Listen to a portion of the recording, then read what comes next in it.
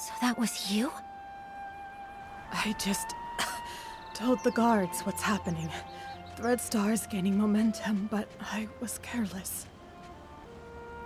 Leora, and that patchy PC lady, what are you trying to say? Hello, Kingdom Guards. I'm Scarlet the Seeker, former Kingdom Guard reporting in. Miss Scarlet was a member of the Kingdom Guards. She's the one who uncovered Threadstar's plot, leading to Operation Starstrike. Also, she's Leah's mother. What? What are you talking about? Let me explain. I discovered Threadstar's conspiracy all because of Leah. Leah was my daughter, a lovely girl. Unfortunately, she was sick and left me too soon. I always kept her little clothes by my bed, pretending she never left. I missed her dearly. Then one day, her clothes disappeared. A tiny PC appeared in their place. She turned to me and called me Mama. I thought this PC was a blessing from the gods, so I called her Leah. I cared for her fabric, we played, and I sang Leah's favorite song. Small flower braids in rows, the dreaming child with secrets glows. Ah, happy days. I always slept with a smile on my face, until she vanished too. Gone without a trace, like she never existed. I looked everywhere, but never found her. So I started investigating all the cases of missing PCs, hoping to find a clue. That's when I noticed the Red Star. The Kingdom Guards took it seriously, and Operation Starstrike succeeded. Red Star was seemingly gone, but I still wasn't able to find my dear Leah. No matter where I looked, I never saw her again. Later, I left the guards and died alone, still searching for my baby girl. I was then reborn as a PC. This broken pocket watch stopped exactly at the time Leah left. I wear it always. I swore on it. Whether whole or broken, whether it takes a day or 100 years, I will find my Leah. After a while, I began sewing pieces of the victim PCs onto myself, piecing together their memories to find the truth. I've followed those memories ever since. The Red Star kidnapped Leah and turned her into... That's why you were so emotional seeing Leora. You were sensing Leah. Yes, those memories confused my mind, but I will never forget Leah's presence. Leah, my little Leah, I miss you so much. Wind blows soft on the ridge, sending our sorrows off the bridge. Leah knows your voice. I know. I followed Benny here because I suspected that over the decades, he's been helping Threadstar pick kidnapping targets. Wait, so you think Benny is a member of Threadstar? That's why you attacked him? Attack? I did chase him, but I didn't succeed. How come? What a liar. Benny wasn't at the fermentation zone his first day at the estate. I found him there, but that was early on the second morning. Wait, that's the day after the first poisoning case. A whole entire day after Benny claimed he was attacked. His first day hiding in the estate, I couldn't follow him inside. The next day, I followed him to the fermentation zone, trying to catch him. I was distracted by a noise, probably one of his accomplices. He escaped, and I wasn't able to attack him. The so-called attack was just a setup. I understand now. We need to catch Benny quickly. Don't worry. Gordon asked Jenny to keep him locked up. Both he and Colleen have already been detained. Unfortunately, the PC who attacked Julie used some forbidden power to strike from a distance. I didn't see them, so I can't be sure if it was Benny. That's okay. You get some rest. I'll take it from here. I'm heading back to Ripple Estate to have a talk with them.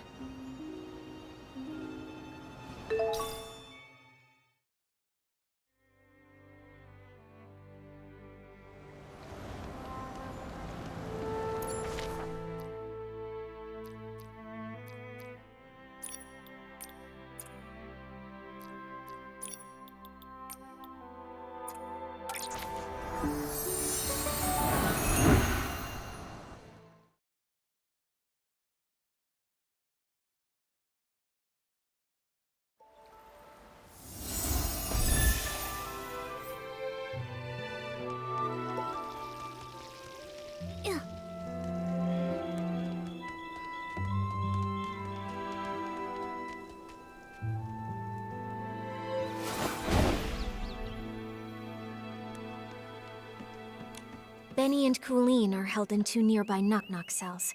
It also looks like the others found these shredded fabrics on Colleen, but she won't explain why she stole the suitcase.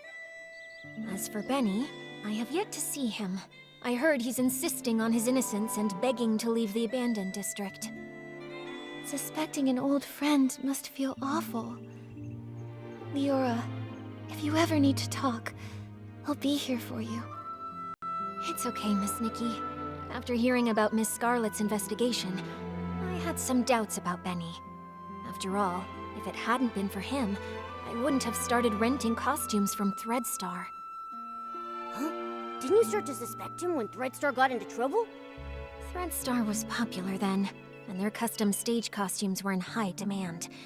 Benny was a perfectionist and wanted me to rent a magical costume to boost my influence. It wasn't that strange to me. So just like I never told Juliet about these things, I never told Benny I was investigating Threadstar either. But I never expected to run into him here, right when we were tracking down Threadstar's remnants. Returning to the abandoned district after a long time, and running into so many accidents, it's hard not to be suspicious. Indeed, I've been afraid to face him because I'm worried I might get a bad answer. Leora, were you close to Benny in the past? Close? Yes, I suppose.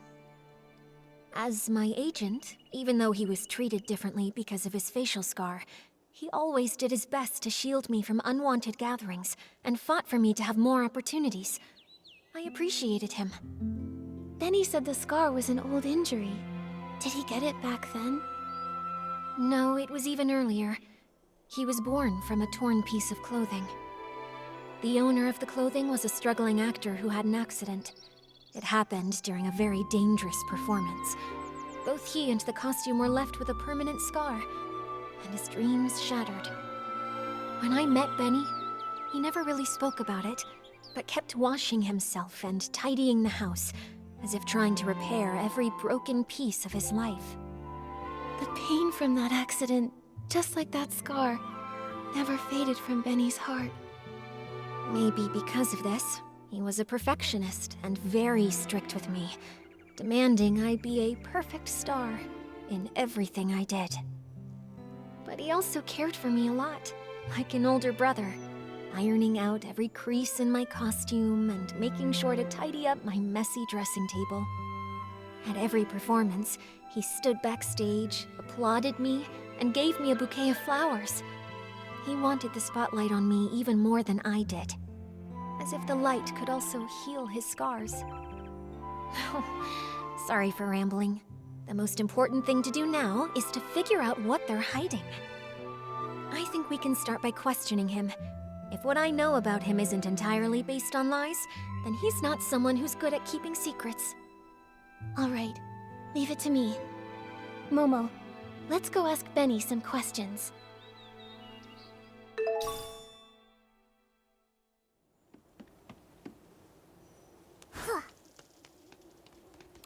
You again? Detectives. Is it my turn to be treated like a suspect now?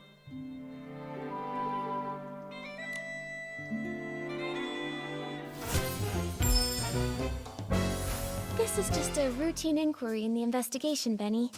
If you're truly innocent, I recommend that you cooperate fully and answer my questions seriously. Where were you when we were chasing Colleen in the Ripple wine cellar? Were you her accomplice in stealing the suitcase? If you have nothing to hide, why were you in such a hurry to pack and escape?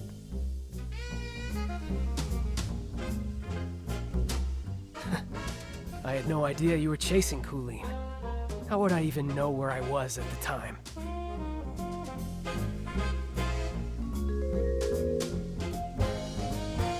As for stealing the suitcase, wasn't that after I was knocked out?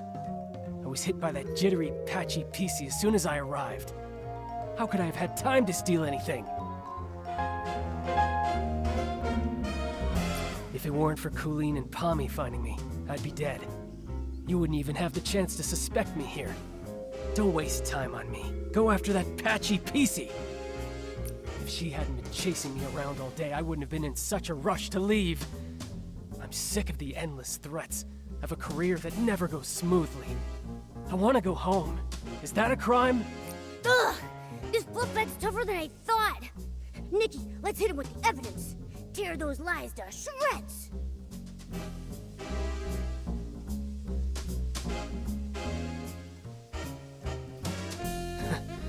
I had no idea you were chasing Colleen. How would I even know where I was? As for stealing the suitcase, wasn't that after I was knocked out? I was hit by that jittery, patchy PC as soon as I arrived. How could I have had time to steal anything? I had no idea you were chasing Colleen. If it weren't for Colleen, if she hadn't been chasing me around all day, if it weren't for Colleen, as for stealing the suitcase, wasn't that after I was knocked out? I was hit by that jittery, patchy PC as soon as I arrived. How could I have had time to steal anything?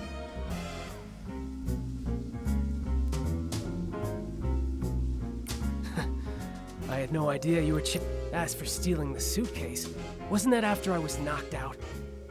If it weren't for Colleen and if she hadn't been chasing me around all day, I would... Ugh!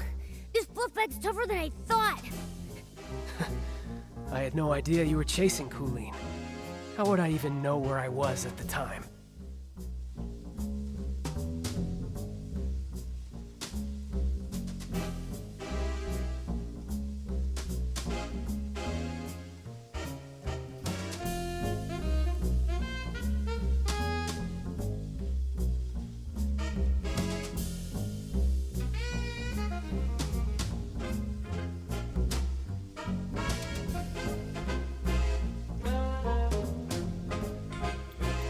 As for stealing the suitcase, wasn't that after I was knocked out?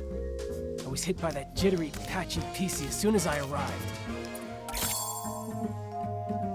Benny, I'm afraid that what you don't know is that we've already spoken with that patchy PC you mentioned. What? That's impossible. That thing can't even form a complete sentence. How could you possibly...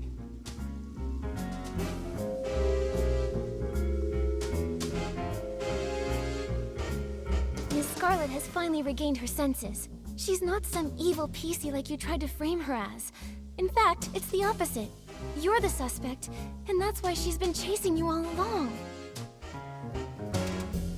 According to her testimony, your alibi doesn't hold up. In truth, all that evidence was a lie you and Colleen came up with, wasn't it? If I deduced correctly, your arrival time in the abandoned district is accurate. Windy can confirm that much, so you couldn't have faked it. But everything after that? Completely fabricated. The day you arrived, you went straight to the Ripple estate to meet up with Colleen and set your plan to steal the suitcase. Colleen poisoned the detergent, and you stole the suitcase. She poisoned herself so she wouldn't be a suspect for the suitcase theft. Exactly. After stealing it, you left the estate and met with Colleen in the fermentation zone. She always said she had a habit of doing her research at night. But once you left the estate grounds, Ms. Scarlet spotted you again. Thanks to Colleen's help, you managed to escape. After that, the two of you chose to stage a fake attack scene to frame Ms. Scarlet. That way, everyone at the estate would be on guard against her. She couldn't keep following you in the estate, And you had your unconscious all day alibi. Now I get it. Even though Colleen and Pommy found you together the day before, the only one who claimed to have seen you unconscious there was Colleen herself. In reality, you never went to the fermentation zone that first day. Colleen brought Pommy to find you on purpose, making her testimony seem credible.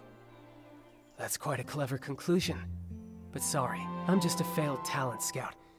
I don't get all the twists of this case, and I'm not interested in your detective games.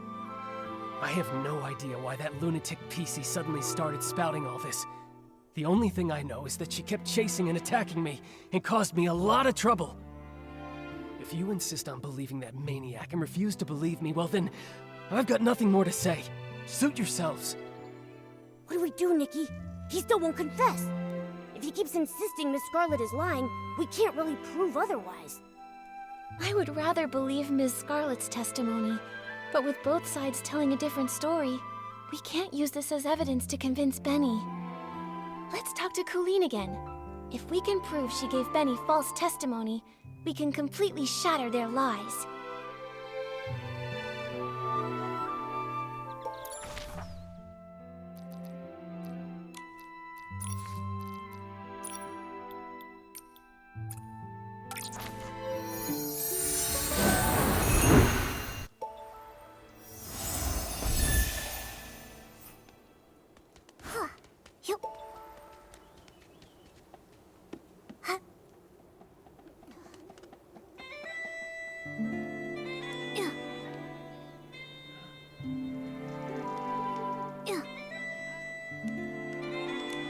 So, now you've sent a human and this little yellow furball. I'm not in the mood to talk.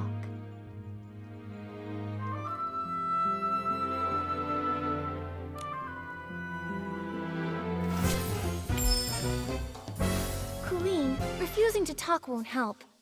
Since you had the guts to steal Madame Julie's suitcase, you should have been prepared for the truth to eventually reveal itself.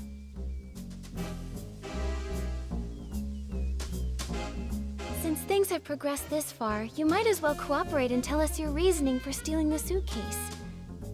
You're so gentle with the birds, so why stay loyal to a cruel organization like Threadstar? Steal a suitcase? Nonsense. You were chasing me so fiercely that I got scared and hid for my own safety, that's all. I didn't steal anything.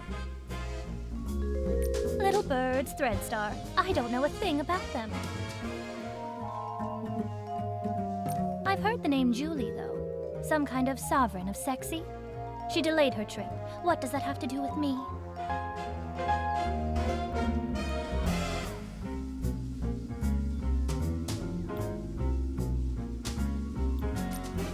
Steal a suitcase? Nonsense. You were chasing me so fiercely that I got scared and hid for my own safety, that's all. I didn't steal anything.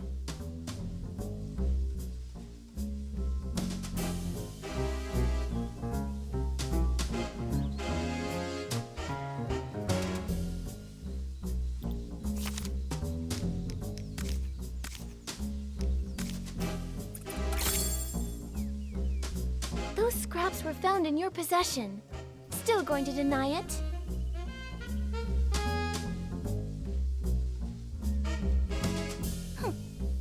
Just some cloth scraps.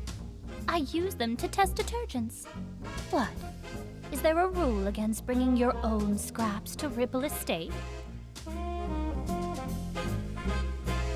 If they were really just scraps for testing detergent, why did you keep carrying them while running away? Even when you were cornered, you still wouldn't let them go. I'm a professional detergent bar owner. I have my reasons. Besides, you suddenly chased me. I didn't have time to think about what I was carrying. If you can't prove where these scraps came from, stop wasting my time.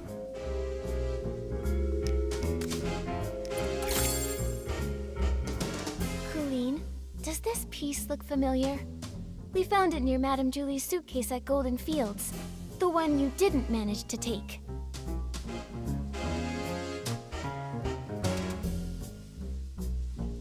If we compare this piece with the scraps we found on you, it will prove they're the same fabric. Or do you need to see a lab report before you'll admit it? Looks like you just admitted to being the suitcase thief. Now, one more question. Benny was your accomplice, wasn't he? His so-called coma was just your cover. He was never attacked at all, was he? And what does it matter if I am the suitcase thief? Give it up. I'll never tell you anything else. As for Benny, I'd never seen him before I came here, and I'd never bother faking evidence for him. That total neat freak. I can't even be bothered to talk to him, let alone go out of my way to help him. As for Benny, I'd never seen him before I came here, and I'd never bother faking evidence for him. Benny's notes say he often visits the Nightshade Lounge, the very one you own, Colleen. He even pays monthly tabs. A hands-on bar owner that goes as far as to personally test detergents and even carries around test fabric scraps just in case. And yet you claim to never have met someone who's obviously a regular customer of theirs. What a liar. That fool. Of all the things, how could he drop this page? Stupid. Utterly stupid. It's over, Colleen. No denying it now. You and Benny were a team, poisoning the Dawn's First Light detergent just to steal that suitcase. Why? What is this golden vision? Why kidnap so many PCs? Why target Madame Julie? Don't you think enough PCs died already? Colleen, it's not too late. Tell us the truth, and we can stop more PCs from being lost. Fine, I do know Benny. But just like you said, it's nothing more than a bar owner and a regular. I'd never risk faking evidence for a customer. And even if he came fairly often, I never liked that man. What a pretentious fool. What do we do, Nikki? This is the most stubborn PC I've ever seen. She's still not telling us anything. If she refuses to talk, we have no way to keep investigating. Momo, we need to find a flaw in her collaboration with Benny. Maybe we can start from here. Could Benny's journal page reveal more clues? We need to prove that his connection with Colleen goes beyond just a bar owner and a customer. But we only have this single page, and it's all about Benny's work. There's nothing that shows any link to Colleen.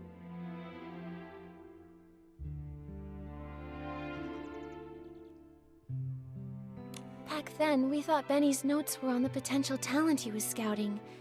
Now it looks like the targets he researched were probably kidnapping victims. Come on, we can't let them get away. Think carefully.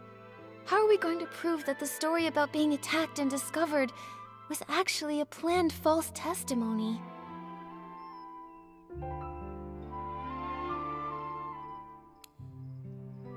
I've got it! Colleen, could you please describe the state you found Benny in for us? If you are both telling the truth about what happened, both of your stories should match perfectly, right?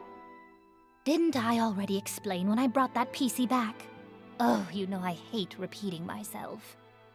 I don't just want the broad story, I need the details. For example, what was the weather like that day? What scent of detergent did the fermentation zone smell like? And what condition was Benny in? Come on, Colleen. Answer these few questions and I won't bother you anymore. Fine. That early morning, actually, the very morning of the Dawn's First Light chaos, I went to check the fermentation zone and saw a buttonfoot and a white glove coming from the wooden barrel house.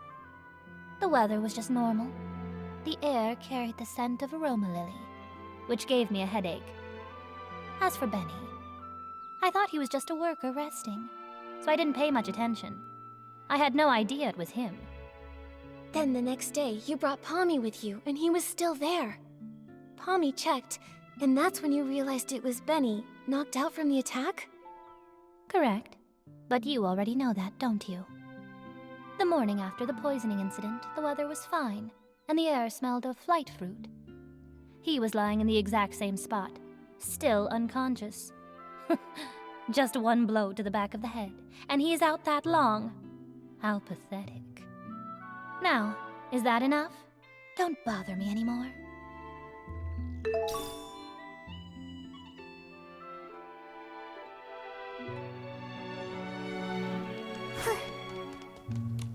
Come on, is this ever going to end? I want to go home, you hear me? Home!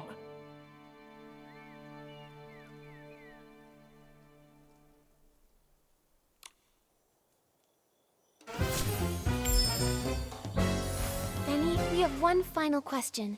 If you can answer it honestly, then maybe you can go home sooner.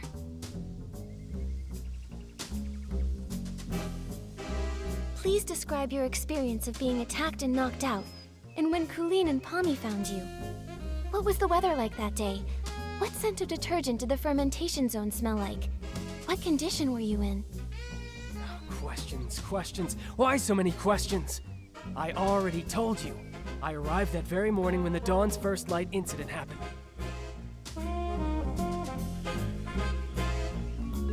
It was still dark when I reached the estate. I got lost for a while before I found the fermentation zone, and then ran into that sneaky PC. As for the weather, it was pitch dark. Who knows what the weather was like? The scent? Probably something like wool fruit. I was really tired at the time. I just wanted to ask for directions. Then suddenly she attacked me and knocked me out. When I woke up, Pommy and the others had already taken me back to the estate. That's all I know.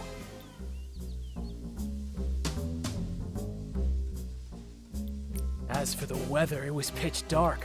Who knows what the weather was like? The scent? Probably something like wool fruit. Is that all true? Because that's not at all what Colleen said. Take a closer look. Her account of the first time she saw you doesn't match yours at all. What? It should match. I was just lying there unconscious and...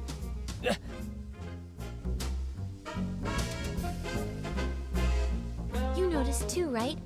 She said the fermentation zone smelled of aroma lily, but you said wool fruit. If I didn't know any better, I'd say one of you wasn't there. I just got it wrong. It was a mistake. Benny, don't you think it's a bit too late to change your story and say the scent was aroma lily? Aroma lily's smell is so distinct. No one would believe your side of the story now.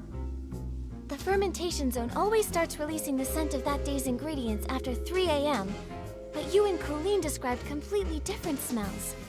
If you're not lying, then how do you explain that? No, I just made a mistake. I didn't. No, I never smelled anything. You pressured me into saying something, so I just blurted it out. Wait, I remember. I remember now. It wasn't past 3 a.m. when I arrived. I got to the abandoned district by 2 a.m., so I wasn't lost that long. I wandered a bit after that, of course, but not for long. Then I saw that crazy PC's pocket watch. It read 2:30. Exactly. I just forgot before, but now I clearly remember. There was no scent being pumped out at that time. Don't try to trick me. I wandered a bit after that, of course, but not for long. Then I saw that crazy PC's pocket watch. It read 2:30.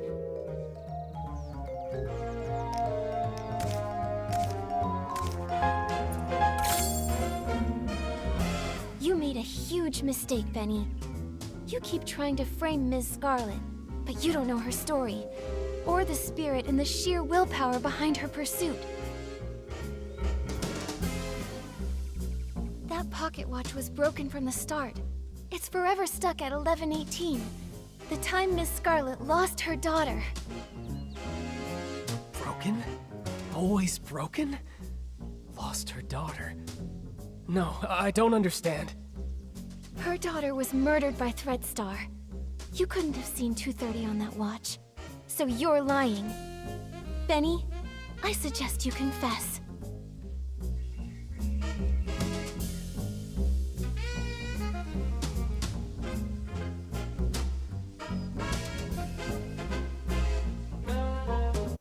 It's over, Benny. Time to admit you lied. We already know your background. You're both Threadstar's villains, sent to the abandoned district to carry out the Golden Vision, right? This is your last chance to redeem yourself. Tell us why you stole the suitcase, and why you tried to kill Madame Julie. And stop working for Threadstar. Come clean and we'll go easy on you.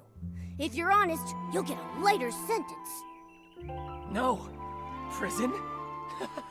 Impossible. I have no idea what you're talking about. What threat, Star? What about killing Julie? I don't know anything. As for the scent in the pocket watch, who knows? Maybe I just misread it. You're just the type who won't cry until death's staring you right in the face. What evidence do you have that proves I work for Threadstar? Show me! How can you verify that I helped Colleen steal the suitcase? You caught her, right? You should find the suitcase and the cloth on her. If so, then lock her up! You're ruthless. Your ally doesn't matter to you at all? Why should I care about what happens to her? I just want to go home already. I don't want to stay in this place for another moment! Go away, detective. Without solid evidence, don't expect to hear another word from me! Nikki, looks like they're both refusing to cooperate. We should figure out our next move.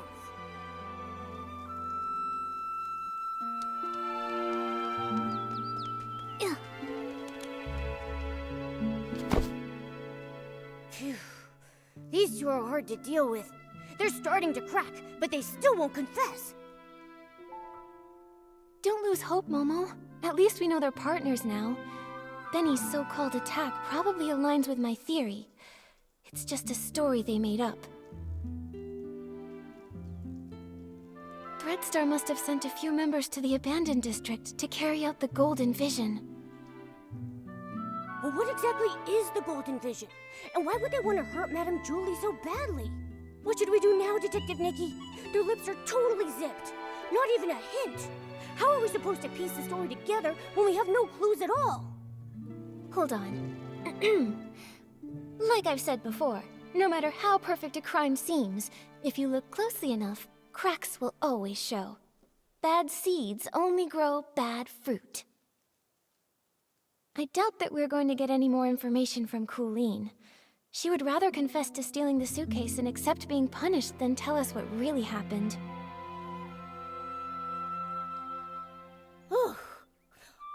Colleen is a pretty tough cookie, you know that? I mean, even if I pulled out my razor-sharp claws, I don't think she would be fazed in the slightest. She's just that tough. But there might still be a chance with Benny. He's desperately denying it, and he insists there isn't any evidence. But if we find solid proof, we might crack him.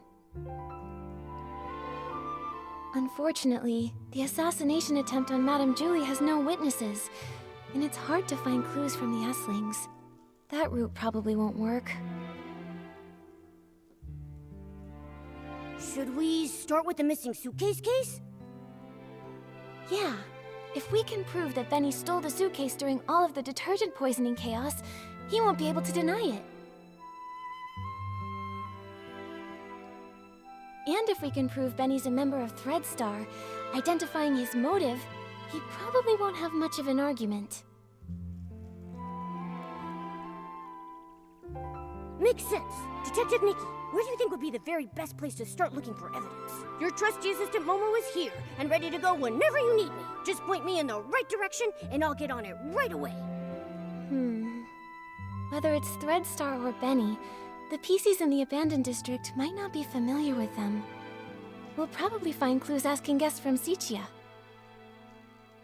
How about we start by talking to...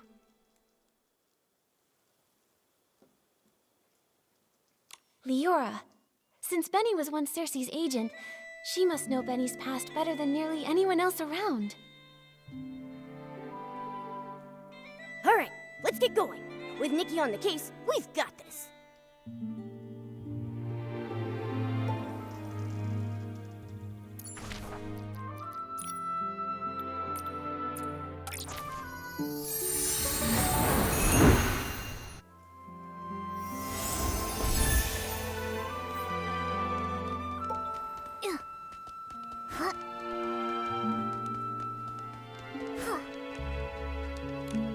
But I don't know which of the seeds will bloom, who will be the sorceress to get through the storm. There's only one seed for a life. That's from As Rain Falls, As Flowers Bloom, right? It feels so different from what Madame Julie recited. That line only appeared in the premiere. I rewrote it later on. Benny really liked it. Back then, I always liked to oppose things he liked on purpose. After all, he could be pretty harsh. When I first arrived in Sicia, I felt like a bird finally flying far away. But Benny said little birds are light. Sometimes it's not that they flew far, but that the wind blew them away. Wow, that was pretty mean. He's always been stubborn. How is the interrogation going? We managed to expose Benny and Cooline's lies, and even piece together how they teamed up. It's too bad. Without concrete evidence, they just keep denying everything.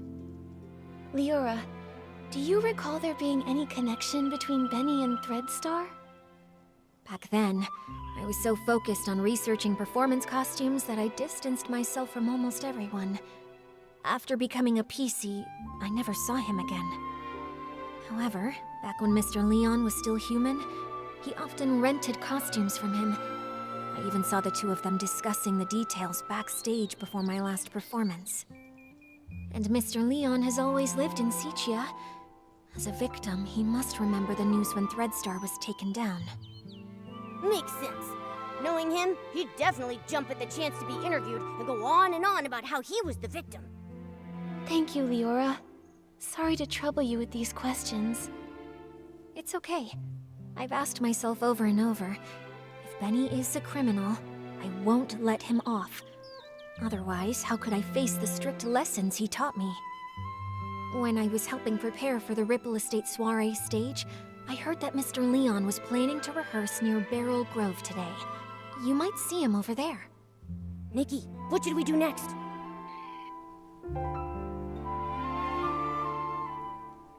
I want to ask Tommy first. If it's about Threadstar, maybe he knows something. Makes sense. Let's go find Tommy first.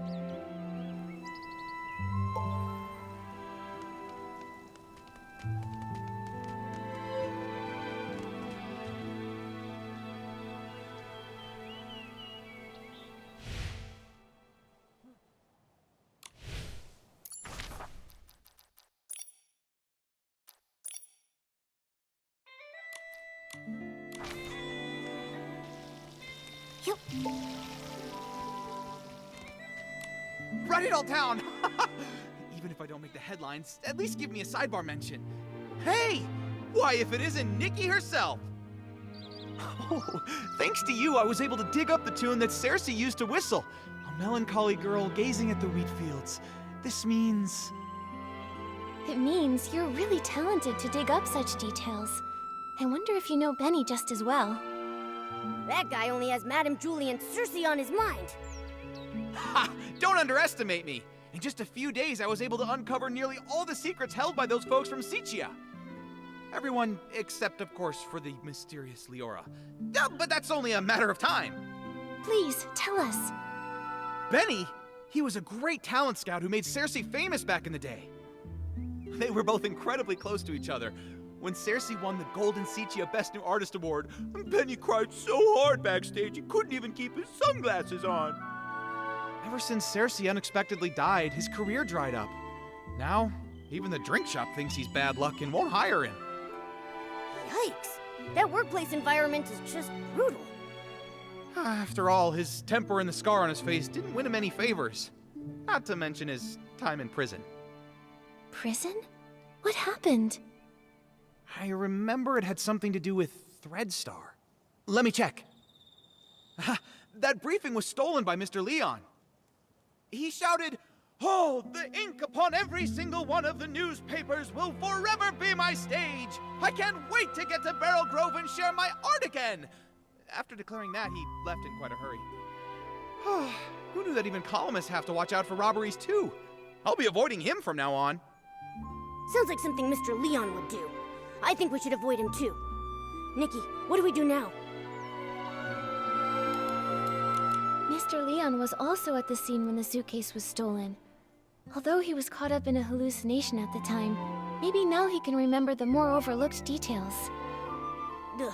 If he's off performing some one-man show again, then it looks like we'll be in for a real dramatic time. Ugh. Let's just go wait for him near the Beryl Grove.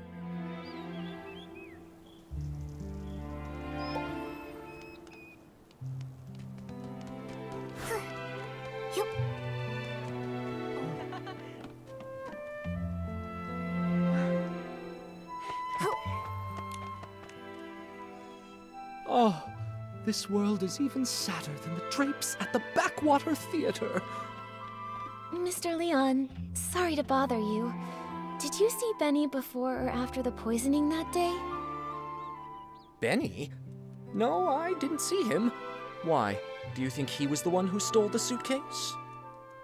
He doesn't honestly think that a few scraps of cloth will cover that broken face of his and hide his shameful past, does he? You seem to know Benny's past well. Of course! It all starts with my own glorious yet lonely past.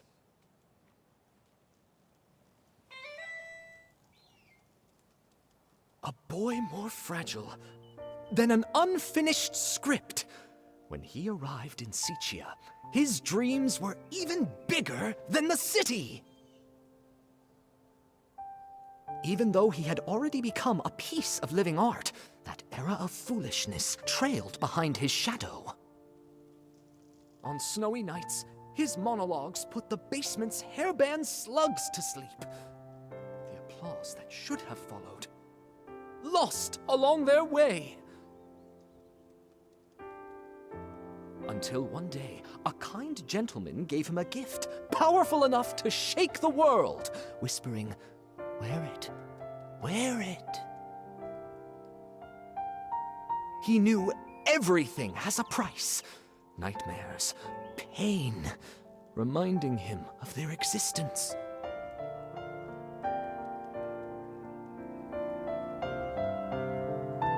He went back to perform the full submission again and again in hopes to awakening this ignorant era. But he fell, forever left upon the platform leading to his dreams. Could that man be from Threadstar? Ugh. So they used everyone's dreams and it cost your life. But, what does this have to do with Benny? Dear audience, don't be like those who know nothing of art, ready to tear away fate's every secret. Intermission time! Shall we have a little preview of Act 2? Look at you, such furious faces. Surely you've seen through the gods' twisted little trick. Such pitiful jealousy, too afraid to let the true starlight fall upon me.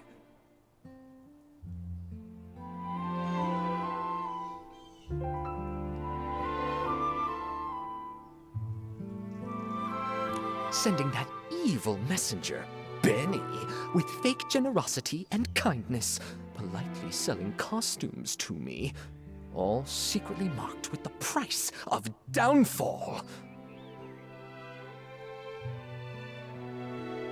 I mean, Benny was Cersei's only agent. I never suspected that he could possibly be one of the culprits behind selling all those stage costumes. This is truly shocking. And now it's clear. He really is connected to Threadstar.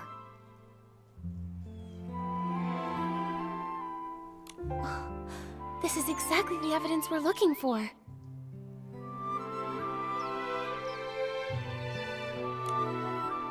Mr. Leon, thank you for your help. I never expected that you too were hurt by Threadstar, and never got to perform your solo show. It's fine, it's fine. Every step on stage I make now is rehearsal, all in preparation for the full submission. Just wait and see.